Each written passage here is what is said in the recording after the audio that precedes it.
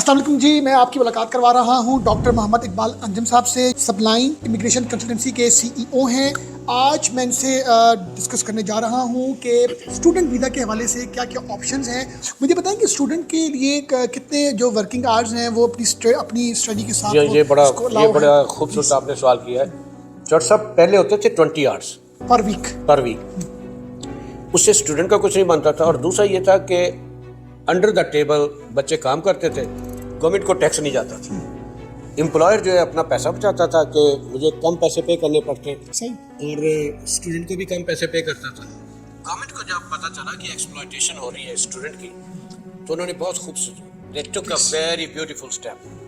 उन्होंने कहा जी कि हाँ, आज के बाद कनाडा में student 30 hours per week job कर सकता है। 30 आवर्स, ये बाकी भी कंट्रीज में ये नहीं है। फुल टाइम जॉब जो कनाडा में 35 आवर्स है, तो 30 hours mean close to full time. तो आप अगर फ़र्ज़ कीजिए यूनिवर्सिटी स्टूडेंट हैं, तो आप 2 दिन यूनिवर्सिटी जाते हैं, 5 दिन फुल टाइम जॉब करते हैं, 30 आवर्स। तो इससे स्टूडेंट को बहुत अच्छा जो है रेवेन्यू आता है, और वालिदैन पे बर्डन नहीं बनता। मुझे थोड़ा सा प्रोविंसेस का बताएं, क्योंकि लोगों के लिए ये भी सिलेक्शन करना कि हम किस प्रोविंस में हम अपनी यूनिवर्सिटी की सिलेक्शन करें, तो वो कोई आप 2-3 रिकमेंड कर सकते हैं। अच्छा, ये कैनेडियन जो है इतने वाइज पीपल हैं, they are so wise and smart people. उन्होंने तकसीम ऐसे किया हुआ है इसको, इसकी तकसीम ऐसी है कि हर सूबे को किसी न किसी नेमत से मुनव्वर किया हुआ है, मुज़य्यन किया हुआ है। 2-3 एग्जांपल्स जी मैं आपको मिसाल देता हूँ। इसका मतलब ये कि आप कहीं पर भी एडमिशन ले लें तो वो आपको कहीं ना कहीं उसकी कुछ ना कुछ खूबसूरतियाँ मिल जाएंगी। मसलन आप हमारा अंटारियो का प्रोविंस है, सबसे खूबसूरत सूबा ये समझा जाता है। अंटारियो के साथ एक डेवलपिंग प्रोविंस है, डेवलप्ड है, फुली डेवलप्ड है, बेहतरीन खूबसूरत सूबा है, लेकिन कम लोग जाते हैं, और वो है मैनीटोबा का। अब फ़र्ज़ कीजिए कि आप मैनीटोबा में चले गए, तो उनकी अपनी एक्सप्रेस एंट्री, उनका अपना प्रोविंशियल नॉमिनेशन सिस्टम है, और वहाँ पे अगर आप चले गए, वहाँ के आप परमानेंट रेजिडेंट हो गए, और आपका भाई आना चाहता है किसी और सूबे में नहीं, किसी और सूबे में, लेकिन अगर मैनीटोबा में है तो आपका भाई आना चाहता है, तो उसको 200 पॉइंट्स अजाफी मिलेंगे कि आपका भाई हमारे सूबे में रहता है। और वो मैरिड है अनमैरिड है, age doesn't matter, 200 points additional मिलेंगे, और वो आसानी से इमिग्रेट कर जाएगा। अच्छा, इसी तरह कोई ना कोई मतलब एडवांटेजेस हैं। जी बिल्कुल बिल्कुल। तो एक आधा और बताएं जरा। अच्छा, एक और मैं आपको बताता हूँ। दूसरा प्रोविंस का है। जी, आप बहुत दूर चले गए, और आप चले गए अल्बर्टा में या सस्कैचुअन में, वहाँ पे आपने सर्दी बर्दाश्त की, मुश्किल बर्दाश्त की, और आपने उनकी इकानमी को ग्रो करने में हेल्प की। अब हुआ क्या कि उन्होंने कहा कि as a reward he should be given something.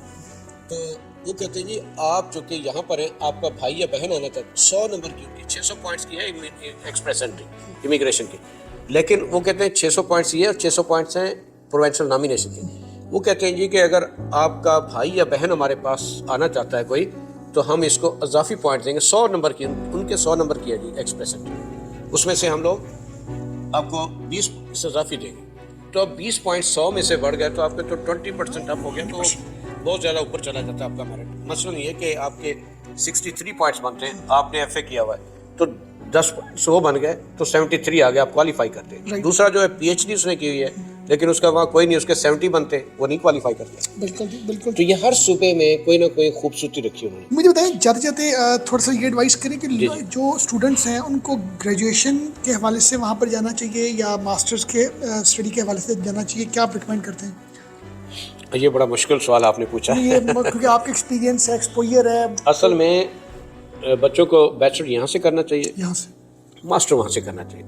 उसकी 2 रीज़न है। बैचलर के लिए अगर आप यहाँ से जाते हैं तो आपको 4 साल लगाने पड़ते हैं। 4 साल में आपके फ़र्ज़ कीजिए कि अगर $20,000 की फ़ीस है यूनिवर्सिटी की, तो 4 सालों में आपको $80,000, जो कि पाकिस्तान का तकरीबन 1,60,00,000 रुपये बनता है, ये आपको इन्वेस्ट करना पड़ता है।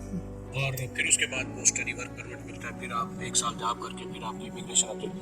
पर अगर आप मास्टर करके जाते हैं तो 2 साल का भी मास्टर है कनाडा में, 1 साल का भी मास्टर है, लेकिन दोनों सूरतों में 3 साल का वही पोस्ट स्टडी वर्क परमिट आपको वही मिलेगा जो आपको 4 साल के बाद मिल रहा है। तो आप 2 साल का मास्टर या 1 साल का मास्टर करें, तो उसके बाद आपको 3 साल का post study permit work permit मिला, 1 साल आप वहाँ पे जॉब करें, उसके बाद आपकी इमिग्रेशन होगी, 3 साल के बाद आपकी इमिग्रेशन। मुझे बड़ा अच्छा लगा क्योंकि आपके पास जो इन्फॉर्मेशन थी वो ऐसी थी जो वाकई मतलब सुनने को देखने को नहीं मिलती। आपका अपना वहाँ का एक्सपोजर रहा है। बहुत शुक्रिया जी, आपने Thank you very much, sir. बड़ा Jazakallah. अच्छा गाइड किया। Thank you very much, sir. Welcome जी, थैंक यू वेरी मच।